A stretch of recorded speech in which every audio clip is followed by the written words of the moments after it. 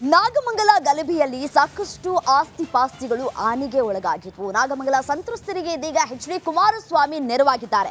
ಗಲಭೆಯಲ್ಲಿ ಆಸ್ತಿ ಕಳೆದುಕೊಂಡವರಿಗೆ ಪರಿಹಾರವನ್ನ ನೀಡಿದ್ದಾರೆ ಎಚ್ ಡಿ ಕುಮಾರಸ್ವಾಮಿ. 25,000ದಿಂದ 2 ಲಕ್ಷದವರೆಗೆ ಪರಿಹಾರವನ್ನ ವಿತರಣೆಯನ್ನ ಮಾಡಿದ್ದಾರೆ. ನಷ್ಟವನ್ನ ಆಧರಿಸಿ ಪರಿಹಾರದ ಹಣವನ್ನ ನೀಡಿದ್ದಾರೆ ಕುಮಾರಸ್ವಾಮಿ. ಮಾಜಿ ಶಾಸಕ ಸುರೇಶ್ ಗೌಡ ಮನೆಯಲ್ಲಿ ಹಣವನ್ನ ವಿತರಣೆ ಮಾಡಲಾಗಿದೆ. ನೋಡಿ, ಆಸ್ತಿ ಪಾಸ್ತಿಯನ್ನ ಕಳೆದುಕೊಂಡವರು ಕಣ್ಣೀರನ್ನ ಹಾಕ್ತಾ ಇದ್ರು. ಇದನ್ನೇ ನಂಬಿಕೊಂಡು ನಾವು ಜೀವನವನ್ನ ಮಾಡ್ತಾ ಇದ್ವಿ, ಈಗ ಎಲ್ಲಿ ಹೋಗೋದು ಅನ್ನುವಂತಹ ಮಾತುಗಳನ್ನ ಆಡ್ತಾ ಇದ್ರು. ಇದೀಗ ಎಚ್ ಡಿ ಕುಮಾರಸ್ವಾಮಿ ಅವರು ಸಂತ್ರಸ್ತರಿಗೆ ನೆರವನ್ನ ನೀಡಿದ್ದಾರೆ. 25,000ದಿಂದ ಹಿಡಿದು 2 ಲಕ್ಷ ರೂಪಾಯಿ ಹಣದವರೆಗೆ ಸಹಾಯವನ್ನ ಮಾಡಿದ್ದಾರೆ. ಅಂದ್ರೆ ಯಾರ್ಯಾರು ಎಷ್ಟೆಷ್ಟು ನಷ್ಟವನ್ನ ಅನುಭವಿಸಿದ್ದಾರೆ ಅದನ್ನ ಆಧರಿಸಿ ಪರಿಹಾರದ ಹಣವನ್ನ ನೀಡಿದ್ದಾರೆ ಎಚ್ ಡಿ ಕುಮಾರಸ್ವಾಮಿ. ಮಾಜಿ ಶಾಸಕ ಸುರೇಶ್ ಗೌಡ ಮನೆಯಲ್ಲಿ ಈ ಒಂದು ಹಣವನ್ನ ವಿತರಣೆ ಮಾಡ್ತಾ ಇರುವಂತಹ ಕೆಲಸವನ್ನ ಕೂಡ ಗಮನಿಸ್ತಾ ಇದ್ದೀರಿ. ಎಚ್ ಡಿ ಕುಮಾರಸ್ವಾಮಿ ಅವರು ಹಣವನ್ನ ನೀಡ್ತಾ ಇದ್ದಾರೆ. ಯಾರ್ಯಾರಿಗೆ ಎಷ್ಟೆಷ್ಟು ನಷ್ಟ ಆಗಿದೆ, ಪ್ರತಿಯೊಬ್ಬರ ಹೆಸರನ್ನ ಕೇಳಿಕೊಂಡು ನಿಮಗೆ ಎಷ್ಟು ನಷ್ಟ ಆಗಿದೆ, ಯಾವ ರೀತಿಯಾಗಿ ನಷ್ಟ ಆಗಿದೆ ಅನ್ನೋದನ್ನ ತಿಳಿದುಕೊಂಡು ಯಾರ್ಯಾರಿಗೆ ಎಷ್ಟೆಷ್ಟು ಹಣವನ್ನ ಕೊಡಬೇಕು ಅನ್ನುವಂತಹ ನಿಟ್ಟಿನಲ್ಲಿ ಅಂದಾಜು ಹಾಕೊಂಡು ಅವರಿಗೆ ಸಹಾಯ ಹಸ್ತವನ್ನ ಚಾಚಿದ್ದಾರೆ ಎಚ್ ಡಿ ಕುಮಾರಸ್ವಾಮಿ.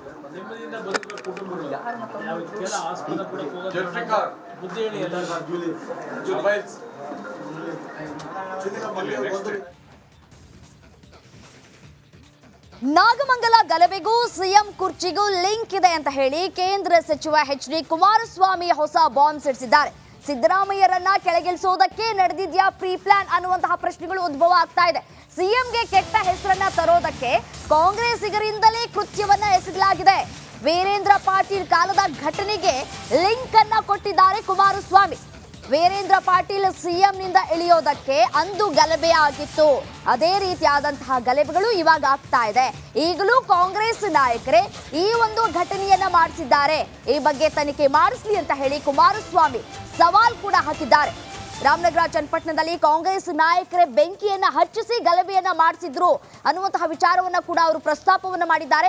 ಈಗಲೂ ಕೂಡ ನಾಗಮಂಗಲದಲ್ಲಿ ಗಲಭೆಯನ್ನ ಮಾಡಿಸಲಾಗಿದೆ ಅಂತ ಹೇಳಿ ಕಾಂಗ್ರೆಸ್ ಅವರ ಮೇಲೆ ಅನುಮಾನವನ್ನ ಕೂಡ ವ್ಯಕ್ತಪಡಿಸ್ತಾ ಇದ್ದಾರೆ. ಬಾಂಬ್ ಹಾಕಿದ್ದಾರೆ ಎಚ್ ಡಿ ಕುಮಾರಸ್ವಾಮಿ. ಸಮಾಜವು ಜನತಾ ಕಳೆದ 50 ವರ್ಷದಲ್ಲಿ ಸ್ವಾತಂತ್ರ್ಯ ಬಂದ ನಂತರವೂ ಮುಸಲ್ಮಾನ್ ಸಮಾಜವು ಜನತಾದಳಕ್ಕೆ ಮತ ಕೊಡ್ತಕ್ಕಂಥ ಒಂದು ವಾತಾವರಣಗಳು ಇತ್ತು ಹಿಂದೆ ಎಲ್ಲ. ಇತ್ತೀಚಿನ ರಾಜಕಾರಣ ಬೆಳವಣಿಗೆ ಆಗಿದೆ. ಈ ಕಾಂಗ್ರೆಸ್ನವರು ಇದನ್ನು ಓಲೈಕೆ ಮಾಡೋ ರಾಜಕಾರಣ ಶುರು ಮಾಡಿದ್ರಲ್ಲ. ಒಂದು ಈ ನಮ್ಮ ಭಾಗಕ್ಕೆ ಅದನ್ನೇ ಹೇಳಿದೆ. ಒಂದು ಕಡೆ ಕಾಂಗ್ರೆಸ್ನವರೇ ಇದನ್ನು ಪ್ರಯೋಗ ಮಾಡ್ಕೊಂಡು ಹೊರಟಿದ್ದಾರೆ. ಈಗ ಈ ಪ್ರಯೋಗಕ್ಕೆ ನಾವು ಅವಕಾಶ ಕೊಡೋದಿಲ್ಲ.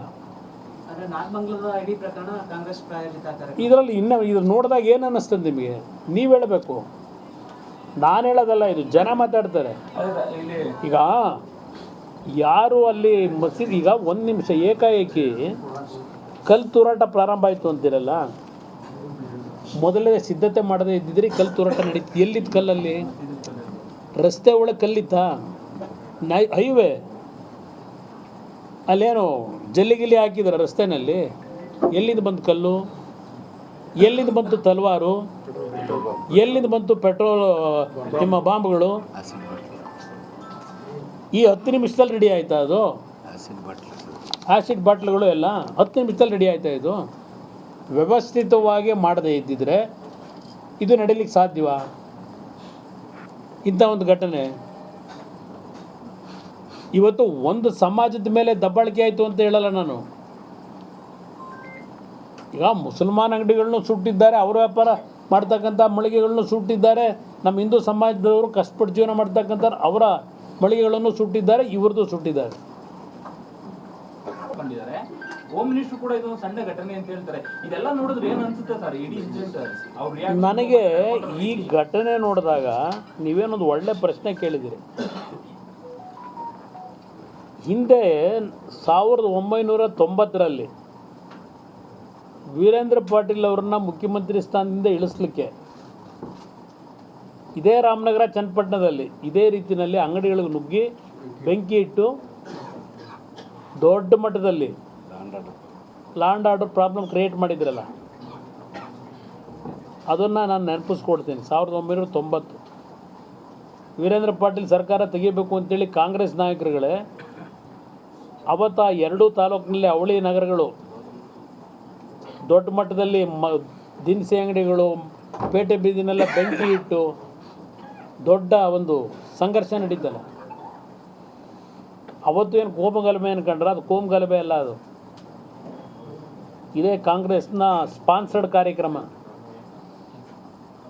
ಈಗ ಚನ್ನಪಟ್ಟಣದಲ್ಲಿ ಬೇರೆ ಚುನಾವಣೆ ನಡೆಸಬೇಕಲ್ಲ. ಈಗ ಹೋಮ್ ಮಿನಿಸ್ಟರ್ ಕೂಡ ಇದೊಂದು ಸಣ್ಣ ಘಟನೆ ಅಂತ ಹೇಳ್ತಾರೆ. ಇದೆಲ್ಲ ನೋಡಿದ್ರೆ ಏನು ಅನ್ಸುತ್ತೆ ಸರ್ ಇಡೀ ಇನ್ಸಿಡೆಂಟ್? ನನಗೆ ಈ ಘಟನೆ ನೋಡಿದಾಗ ನೀವೇನೊಂದು ಒಳ್ಳೆ ಪ್ರಶ್ನೆ ಕೇಳಿ.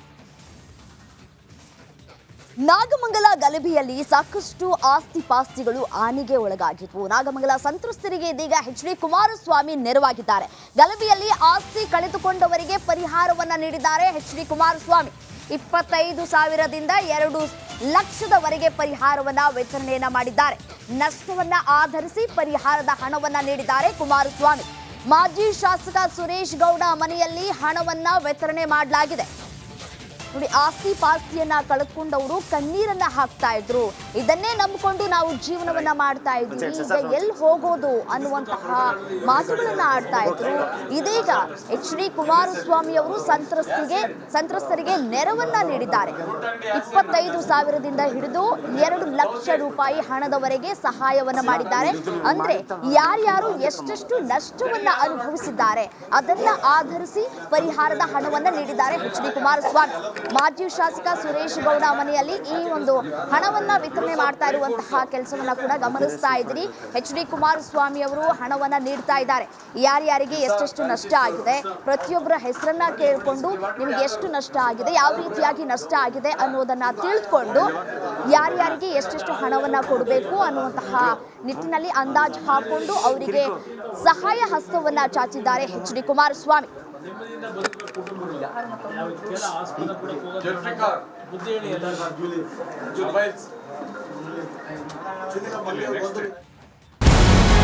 ನಮಸ್ಕಾರ, ಕರ್ನಾಟಕ ಪ್ರೈಮ್ ಟೈಮ್ಗೆ ಸ್ವಾಗತ.